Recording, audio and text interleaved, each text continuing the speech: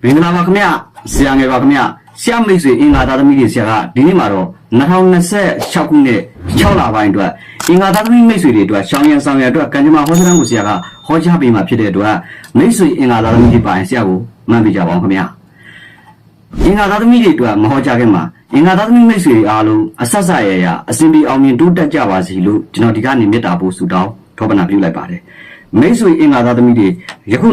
2026ခုနှစ်ရဲ့ဆရာတို့နှစ်လည်ကိုရောက်လာပြီဒီနှစ်လည်မှာဆိုအင်္ဂါသားသမီးမိတ်ဆွေတို့အနေနဲ့ဆရာတို့ဘာလို့နဲ့2026ကိုတော့ကျိုးလာပြီအဲ့တော့ဒီဇွန်လအတွင်းမှာမိတ်ဆွေတို့ရဲ့ကံရှိတွေဘယ်လိုရှိလဲဆိုတာဆရာကိုမှတ်ပြပါဦးဆရာအခု6လပိုင်းအတွက်တစ်ဖြတ်6လပိုင်းအတွက်ကိုပြောပြီးတော့နောက်တစ်ခါဆရာတို့ဇူလိုင်ကနေပြီးတော့ဒီဇင်ဘာအထိကိုတော့ဆရာပြန်ပြီးအားတဲ့အခါသုံးသပ်ပေးပါမယ်လို့ပြောရင်းနဲ့ကဲအခု6လပိုင်းဇွန်လအတွက်စလိုက်ရအောင်ဒီကြတဲ့မိတ်ဆွေအင်္ဂါသားသမီးတွေဟာဒီလမှာတော့6လပိုင်းအတွင်းမှာတော့ဘာကိုဖြစ်ဖြစ်အလုပ်တစ်ခုခုကိုလုပ်တဲ့အခါပဲဖြစ်ဖြစ်ကိုနေရာတကာမှာဟိုနေရာလဲကိုပါရဒီနေရာလဲကိုပါရစိတ်ထဲမှာဟိုဟာလဲပါရဒါလဲပါရအနည်းငယ်တော့အလုပ်တွေတော့တွင်လာလိမ့်မယ်ဒါပေမဲ့စိတ်ပန်းလူပန်းစိတ်မောလူမောဖြစ်ရတတ်တယ်ဆိုတော့လ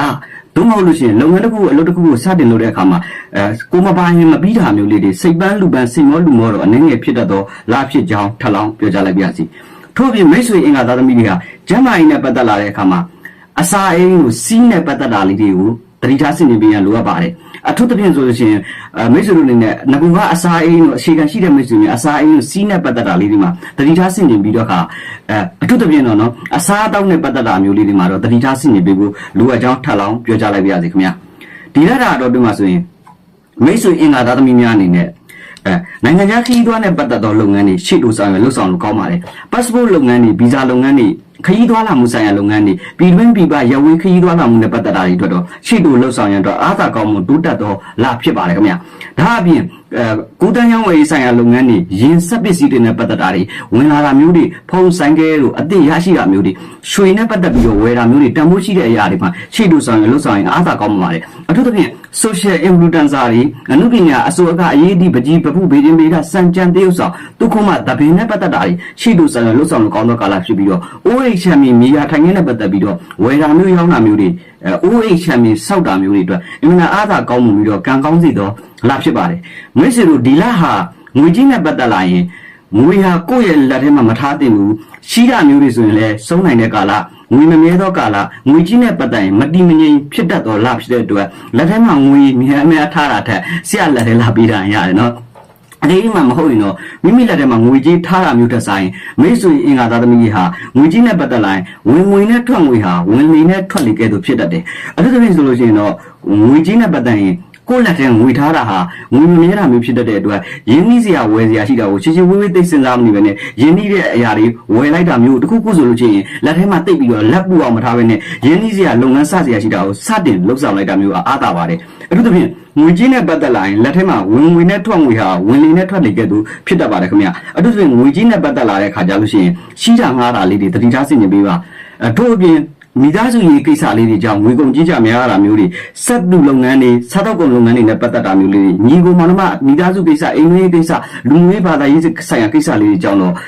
ကိုယ့်ကြောင့်မဟုတ်ပဲတာမန်ထက်ငွေကြီးအကုန်ကြများတတ်တဲ့အတွက်လက်ထဲမှာငွေထားတာမျိုးထက်ကိုယ့်လက်ထဲကရှိနေကိုကြပြောက်တာမျိုးတကူကိုခံရတာမျိုးတွေကြုံရတတ်တဲ့အတွက်ငွေကြီးနဲ့ပတ်သက်လာရင်ရင်းနှီးလှုပ်ဆောင်ထားတာမျိုးဟာပုံမှုပြီးတော့အဖက်တင်နိုင်တဲ့လာဖြစ်ပါတယ်ဒီလက်တာတော့ဒီမှာဆိုလုပ်ငန်းယာရုနဲ့ပတ်သက်ရင်ယာရုတိုးတာမျိုးယာရုတက်တာမျိုးတွေကြုံရနိုင်ပါတယ်လုပ်ငန်းယာရုနဲ့ပတ်သက်လာတဲ့အခါမှာယာရုတိုးရှင်းယာရုတက်ရှင်းတွေကြုံရနိုင်တဲ့အပြင်ကိုမိတ်ဆွေအင်္ဂါသားသမီးတွေနဲ့ဒီတလားတာတော့ဒီမှာဆိုလို့ရှိရင်ငကိုကယာရုမတက်တော့မိတ်ဆွေများယာရုတက်တာမျိုးယာရုတိုးဖြည့်တာမျိုးလေးတွေအတွက်တော့ခြေတူဆောင်ရလှုပ်ဆောင်ရင်အားသာကောင်းမှုတိုးတက်နိုင်ပါတယ်ထို့အပြင်မိတ်ဆွေတို့ဒီလဟာမိတ်ဆွေအပေါင်းအသင်းအဟောင်းတွေရဲ့အကျိုးပြုမဲ့ကာလအပိုင်းခြားဖြစ်ပါတယ်ခင်ဗျာသို့တော့ညီကိုမောင်နှမကိစ္စလေးတွေကြောင့်စိတ်ချုပ်ရတာမျိုးလေးတွေမိသားစုအိမ်တွင်းကိစ္စလေးတွေကြောင့်ကိုကတစ်ဖက်မိသားစုကတစ်ဖက်နှစ်ဖက်ဖြစ်နေရတာမျိုးလေးတွေနည်းနည်းကြုံရတဲ့အတွက်မိတ်ဆွေအင်္ဂါသားသမီးများအနေနဲ့မိသားစုနဲ့ပတ်သက်တာမျိုးယာရုလုပ်ငန်းကိုင်ငန်းနဲ့ပတ်သက်ပြီးတဲ့အခါကိုကဒီလိုဖြစ်ရှင်တယ်မိသားစုကလိုဖြစ်ရှင်တာမျိုးနှစ်မျိုးနှစ်စားဖြစ်နေတဲ့အတွက်အတက်နိုင်ဆုံးကိုကကူညီပေးနိုင်ကူညီပေးလိုက်မကူညီပေးနိုင်ရင်ဝင်မပါတာပုံမှုကောင်းပါတယ်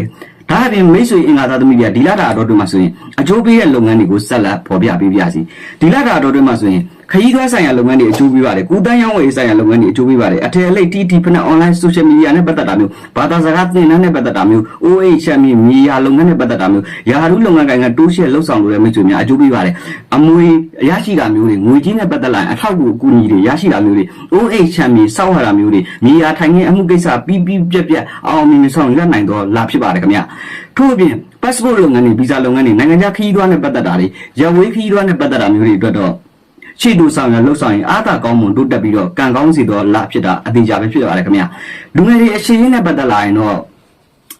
အားနေပါတယ်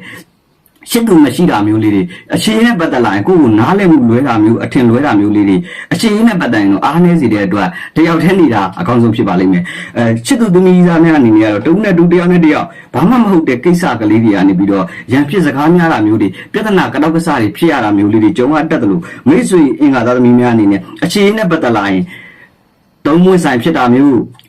းအခြေအနေနဲ့ပတ်သက်လာရင်ရည်စားလူ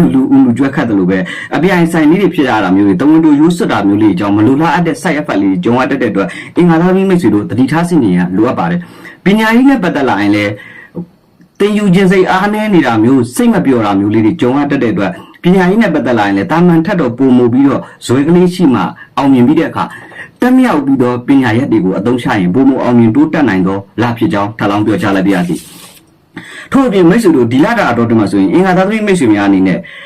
မိတ်ဆွေတို့ရဲ့နော်ဟုတ်ငွေကြေးကံနဲ့ပတ်သက်လာတဲ့အခါလဲငွေကြေးနဲ့ပတ်သက်ရင်ရှိတာငါလာလေးတွေမှာတတိထားဆင်ခြင်ပေးရန်လိုအပ်ပါတယ်ထို့အပြင်အဖွဲ့အစည်းအသင်းနဲ့ပတ်သက်တာမျိုးလေးတွေတတိထားပါဗဇက်ကဖရလက်ကကာယဖြစ်တာမျိုးလေးတွေဘာသာတရားနဲ့ပတ်သက်လာရင်လှုပ်ရှင်စိတ်တော့ရှိတယ်လက်တွေ့ကြလှုပ်ဖို့အတွက်အားနည်းနေတာမျိုးတွေကြုံရတတ်တော့လက်ဖြစ်ကြောင်းထပ်လောင်းပြောကြလိုက်ပါရစေဒါအပြင်မိတ်ဆွေအင်္ဂါသားသမီးတွေကလက်ရှိကာလအတိုင်းတာဆိုတဲ့ကာလအတွင်းမှာအလောင်းကစားနဲ့ပတ်သက်တာမျိုးလေးတွေမှာအားနည်းပါတယ်အပျော်ပါးနဲ့ပတ်သက်တာမျိုးလေးတွေအားနည်းစီတော့ကာလဖြစ်ပြီးတော့ပြဿနာတွေကိုတပုတ်လေးလွန်ပြောခံရတာမျိုးရိုးစွတ်ဆွဲခံရတာမျိုးမဟုတ်မဟတ်ဆွဆွဲပြောဆိုခံရတာမျိုးတွေကြုံရတဲ့အတွက်ပြဿနာကိစ္စတွေကိုရှင်းမနေပါနဲ့ချင်းရင်ရှင်းလေချုပ်လေဖြစ်တတ်တဲ့အတွက်မိတ်ဆွေတို့အနေနဲ့ဒုံခဲအမှာတော့မှဘဝညုဂယူဆိုင်မနေနဲ့တကယ်လို့ဂယူဆိုင်လာတဲ့အခါမိတ်ဆွေတို့အနေနဲ့ပြဿနာကတော့စလေးတွေမလူလားအပ်တာတွေရှင်းလေချုပ်လေဖြစ်တတ်တဲ့အတွက်တော့ဘာကိုဖြစ်လွတ်ရှာထားတာအကောင်းဆုံးဖြစ်ပြီးတော့ကိုကမှန်နေရင်တနေ့အမှန်တရားပေါ်လာမယ်ဆိုတဲ့စိတ်ကလေးနဲ့လှုပ်ဆောင်ပြီးဖို့လိုအပ်ကြောင်းထပ်လောင်းပြောကြလိုက်ပါရစေဒါအပြင်မိတ်ဆွေတို့အနေနဲ့အထူးသဖြင့်ဒီလာတာတော်တွေမှာဆိုရင်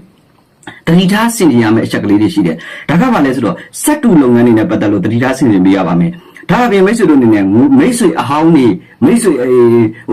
ဆန္ဒလို့မိတ်ဆွေဟောင်းလုပ်ငန်းဟောင်းအပေါင်းအသင်းဟောင်းရည်စားဟောင်းတွေနဲ့ပတ်သက်လာရင်ငွေကြီးကိစ္စလေးတွေမှာပြဿနာကတော့ကစားလေးတွေဖြေရှင်းရတာမျိုးတွေကြုံရတတ်ပါတယ်ထို့အပြင်ဘာကိုမဆိုကိုယ်တိုင်ဦးစီးဦးဆောင်ပြီးတော့အမိခံလုပ်ပါမဟုတ်လို့ရှိရင်အမှားအယွင်းလေးတွေလူလိမ်လူညာအနှဲငယ်ခံရတာမျိုးလေးပြဿနာကရုပ်ကစားလေးပေါ်လာတာမျိုးလေးတွေအတုံးချခံရတဲ့အတွက်တော့တတိထားစင်နေပြန်လိုအပ်တော့လာဖြစ်ပါတယ်ဒါအပြင်မိတ်ဆွေတို့ဒီလာတာတော့ဒီမှာဆိုလို့ရှိရင်စေတနာတွေဝေဒနာဖြစ်ရတတ်ပါတယ်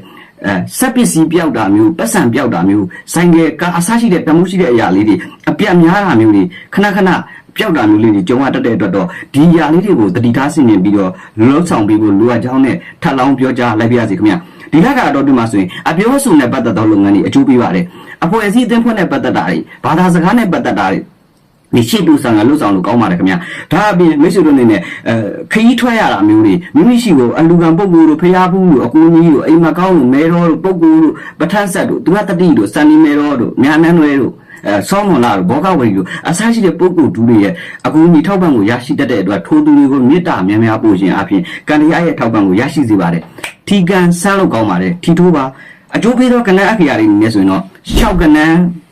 9ကဏ္ဍ10ကဏ္ဍဖြစ်ပါတယ်အကျိုးပေးကံကောင်းစီသောအရက်ဟာတော့မြောက်စုစုရက်ဖြစ်ပြီးတော့စန်းတီယာရက်ကတော့တောင်ရက်ဖြစ်ပါတယ်အကျိုးပေးကံကောင်းစီသောနေသားအနေနဲ့ဆိုရင်တော့မိတ်ဆွေတို့ဗုဒ္ဓဖူသားသမီးတနင်္ဂနွေသားသမီးတွေနဲ့တွဲဖက်လုပ်တာဟာကံရဲ့အထောက်အကူကိုရရှိတတ်ပြီးတဲ့အခါအဆင်ပြေပါလိမ့်မယ်ခင်ဗျာမိတ်ဆွေတို့အကျိုးပေးတဲ့အရာတွေမိမိတို့ရဲ့အရေးကြီးသောကိစ္စလူရကိစ္စတွေကိုပြောဆိုဆောင်ရွက်တဲ့အခါမှာအသားရောင်တို့အဝါရောင်တို့ကိုလိမ်မော်ရောင်တို့များများပါသောရောင်တွေကိုဝစ်စင်ခြင်းဖြင့်မိတ်ဆွေတို့ရဲ့လူရကိစ္စကိုပြောဆိုရင်အောင်မြင်ခြင်းနဲ့တိုးတက်ခြင်းတွေများများရရှိစေမယ်လာဖြစ်ကြောင်းထပ်လောင်းပြောကြားလိုက်ပါရစေဒီလိုက်တာတော့တွင်မှာဆိုရင်ဘာလို့မဆိုမိတ်ဆွေတို့အနေနဲ့အရေးကြီးသောကိစ္စတွေပြောဆိုဆောင်ရွက်တဲ့အခါမှာအဆက်ဆက်ရအောင်မြင်အစဉ်ပြေတိုးတက်စေရန်အတွက်မိတ်ဆွေတို့ရဲ့ပြောဆိုတဲ့ကိစ္စကိုမသွားမိမှာလမ်းမှာ ခလေးငယ်တွေကိုချိုကျင်လေးတွေကျွေးပြီးတော့ဖြစ်စေတရားလုံးလေးတွေကျွေးပြီးတော့ကိုယ့်ရဲ့ကိစ္စလေးတွေအောင်မြင်အောင်စိတ်ထဲကနေဆူတောင်းပြီးတော့ခလေးတွေကိုချိုကျင်ကျွေးတာမျိုးတရားလုံးကျွေးတာမျိုးလုပ်ပြီးတော့လူရကိစ္စပြောဆိုရင်အောင်မြင်တိုးတက်မှုတွေရရှိပါလိမ့်မယ်အဋိဌံပြုလို့တဲ့ဆရာရဲ့အင်္ဂါသားမိတ်ဆွေများအဋိဌံပြုလို့တပါဆိုရင်ဆရာငယ် TikTok အကောင့်မှာတင်ထားတယ်ပင်ထောက်ထားတယ်မေတ္တာဇေဒီတယ်နီးဆိုတဲ့အဋိဌံလေးဝင်ကြည့်ပါထူးထူးခြားကောင်းမှပါလိမ့်မယ်ထို့အပြင်ဒီလတာတော်တွင်မှာဘာကိုဖြစ်ဖြစ်တတိထားပေးရပါမယ်ဒါကတော့ဂျာစာပရိသတ်သမီးတွေနဲ့တွဲဖက်ပြီးတော့လောက်တာမျိုးလေးတွေနည်းနည်းအားနည်းစီပါတယ်မိသားစုကိစ္စအိမ်တွင်းကိစ္စတွေကိုဖြစ်နိုင်ရင် slot ပြောင်းမောက်ပေါ့ပါဇက်ကိုပိတ်တတ်နေတာကောင်းတယ် shut up ပေါ့နော်တကယ်လို့မှမဟုတ်လို့ရှိရင်မိတ်ဆွေတို့အနေနဲ့ကိုဟစေတနာနဲ့ပြောလိုက်ခါမှာကိုကဝင်ပြောလိုက်ခါမှာကိုယ့်ပေါ်မှာလာပြီးတော့ကိုကြောင်ပဲဖြစ်သွားတာလို့ကြုံရတတ်တဲ့အတွက်တော့မိသားစုကိစ္စလေးတွေညံ့တယ်လို့အရှိန်နဲ့ပတ်သက်လာရင်လည်းတတိထားဆင်ခြင်ပြီးဖို့လိုအပ်ပြီးတော့ဆုံးဖြတ်ချက်မှမဟုတ်နဲ့ဇွဲလုံးတာမမဟုတ်လိုအပ်ကြောင်းထပ်လောင်းပြောကြားလိုက်ပါစီခင်ဗျာ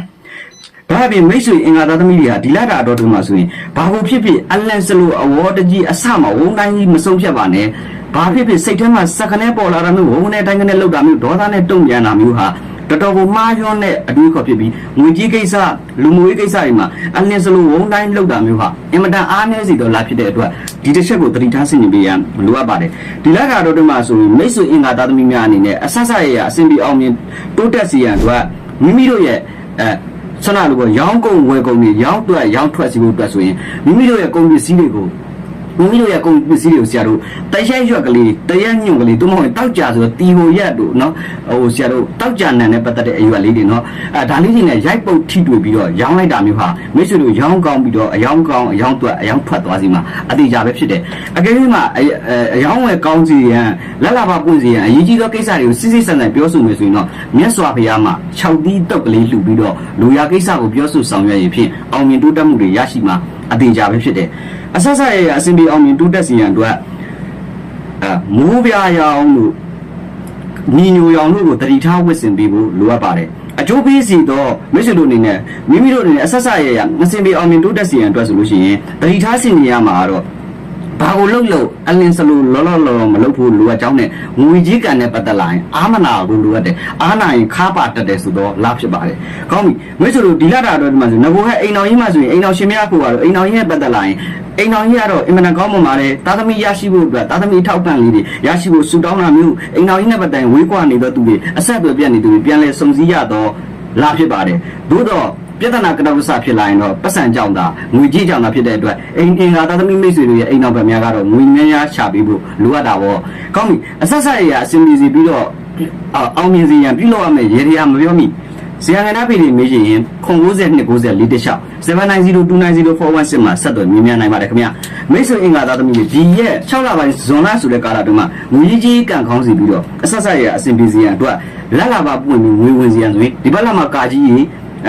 ဘယ်ဘက်လက်မှာကာကြီးကြီးညာဘက်လက်မှာရပ်ပလက်ကြီးပြီးတော့ငွေဝင်ပါစီဆိုပြီးလက်ကုပ်တီးရင်ဖြင့်မိတ်ဆွေတို့ရဲ့ငွေကြီးတွေကောင်းပြီးတော့ကချက်ရချက်ဆိုတဲ့အတိုင်းဒီခါလေးမှာဆရာတို့ရွှေညော်ကိုင်းဆရာတွေပြောဟောက်တဲ့ဆရာတွေလက်မှာကချက်တို့ရချက်တို့ဆိုတော့အတိုင်းဖွင့်ထားတဲ့အတွက်ပီရဆိုတဲ့တိတ်တီကိုပွင့်စီပြီးတော့ငွေဝင်စီတဲ့အတွက်အာနေရင်တိတိဘယ်ချိန်တိတိတတိယတိုင်းတိတိလက်ကိုငွေဝင်ပါစီလို့ပါဇက်ကပြောပြီးတာဒီဈေးတရားလဲဈေးရောက်ကောင်းမှစီလို့ပြောပြီးတော့ဒီပါငွေဝင်ပါလိမ့်မယ်အဆဆအရာအဆင်ပြေစီပြီးတော့ငွေကြီးကံအားကောင်းစီပြီးမိတ်ဆွေတို့ရဲ့ရောင်းကုန်ဝယ်ကုန်ဈေးဆိုင်ဟိုတယ်လူကြလူတွက်စီရန်အတွက်ပြုလုပ်ရမယ်ရရအနေနဲ့ဆိုရင်တော့ဖြင့်ဟောလစ်ပလင်တစ်လုံးထဲမှာပေါက်လေးထည့်လိုက်ပါဟောလစ်ပလင်ထဲမှာပေါက်ထည့်လိုက်ပါပေါက်လောက်တွေထည့်ပြီးတဲ့အခါ9000နန်လေးတယောက်ကိုကြော့လို့ထိုးပါကြော့လို့ထိုးပြီးမိတ်ဆွေတို့ရဲ့ဈေးဆိုင်အိမ်အမြင့်တနေရာမှာတင်ပြီးတော့မိတ်ဆွေတို့နဲ့ပါဇက်ကနေလာပန်ဆိုပြီးတော့9ကြိမ်တိတိရွတ်ပြီးတော့အမွေးနှံ့တာလေးစွပ်ဖြန်းဒါမျိုးအမွေးတိုင်းလေးထွန်းနေအပြင်မိတ်ဆွေတို့နဲ့အဆက်ဆက်ရအစင်ပြေအောင်မြင်တိုးတက်ပြီးတော့ကံကောင်းစီမှာအသေးချာပဲဖြစ်ကြောင်းပြောရင်းနဲ့မိတ်ဆွေအင်္ဂါသားသမီးတွေအားလုံးအဆက်ဆက်ရအစင်ပြေအောင်မြင်တိုးတက်လို့ကံကောင်းကြပါ